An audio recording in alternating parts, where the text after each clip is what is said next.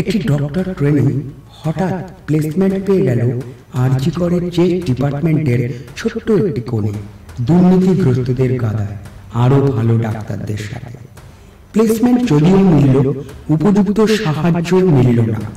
সুদক্ষ পদ্ধতিতে প্রতিবাদ জানিয়ে প্রমাণ জোগাড় করল সেই ডক্টর ট্রেনি। নাইট ডিউটি থেকে ভোর পর্যন্ত, তবুও সহানুভূতি জানালো না সেই আরজি কর কর্তৃপক্ষ। তারপর শুরু হলো দুর্নীতিগ্রস্তদের আনাগোনা। আশ্চর্য, সেখানে প্রতিদিন মিলতে লাগলো ওষুধ, মেডিসিন কিট, মর্গের লাশ, চমৎকার সব দুর্নীতির প্রমাণ। তারপর এক সময় দুষ্কৃতীদের আড়াল করতে এলো অংশীদার, প্রভাবশালীর মুখোশধারী দুর্নীতিগ্রস্ত মানুষ।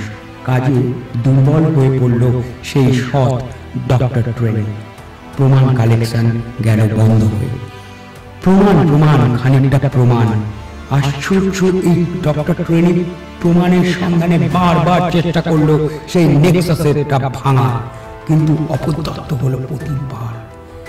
এই ডক্টর ট্রেনি মাথা উঁচু করে স্বপ্ন দেখত সততার ডাক্তারি। তারপর সত্যি একদিন এই নেক্সাসে ধরা পড়ল। ধপধপে সাদা চাদরের ঢাকা এই সমাজের সামনে প্রেজেন্ট করা হলো। তবে সততার প্রতীক হয়ে নয়, প্রকাশ হলো মৃত লাশ হয়ে।